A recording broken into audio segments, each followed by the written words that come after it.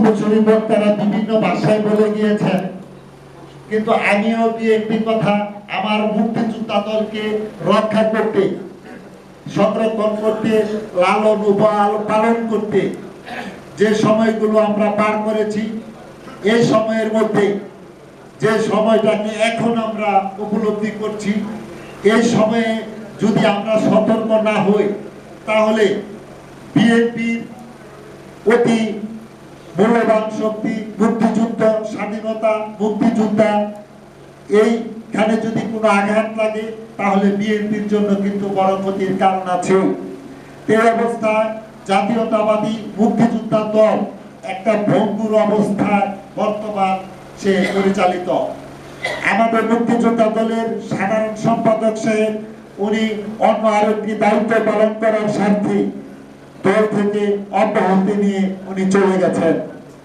আমাদের মুক্তিযোদ্ধা দলের সভাপতি উনি বর্তমান ওনার আচার আচরণ, ওনার ব্যক্তিগত কর্মকাণ্ড আমাদের সংগঠনের সকল মুক্তিযোদ্ধাদের হৃদয়ে আঘাত করেছে আমাদের মুক্তিযুদ্ধের প্রজন্মের প্রতিটা সদস্যের হৃদয়ে। আজকে ওনাকে ওনার আচার আচরণে বিরক্ত হয়ে আমরা আমাদের অফিস ত্যাগ করেছি, ওনাকে আমরা ত্যাগ করেছি। যেহেতু সেক্রেটারি সাহেব নাই, এক সভাপতি দিয়ে আমাদের মুক্তিযোদ্ধা দল চলতে পারে না, যার কোনো আন্তরিকতা নাই। কাজে জাতির শ্রেষ্ঠ সন্তান বীর মুক্তিযোদ্ধারা যারা বিএনপিকে লালন করেন, ধারণ করেন, পালন করেন, তারা আমাদের এই মঞ্চে উপস্থিত আছেন। আরো যারা অনেকে আসতে পারেন নাই, ভবিষ্যতে আমাদের এই মঞ্চে আসবেন, কিন্তু উলফাত সাহেবের সাথে কেউ যাবেন না।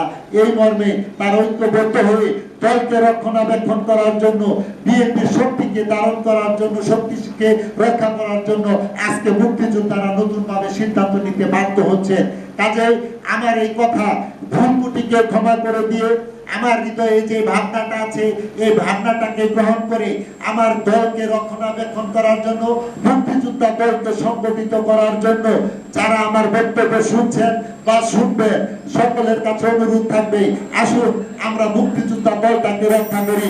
যদি মুক্তিযোদ্ধা দলের ক্ষতি হয় তাহলে বিএনপিরও যেহেতু ক্ষতি হবে, সেই ক্ষেত্রে 1 নম্বর অঙ্গ সংগঠন জাতীয়তাবাদী মুক্তিযোদ্ধা দলের একটি কমিটি গঠনের মাধ্যমে এই দলটাকে সাংগঠনিকভাবে পরিচালনা করার জন্য, সুযোগ দেওয়ার জন্য বিএনপির উচ্চ পর্যায়ের নেতৃবৃন্দ বা দায়িত্ববান ব্যক্তি যারা আছেন আপনাদের কাছে অনুরোধ জানাই। তো এই অবস্থা এখন আমরা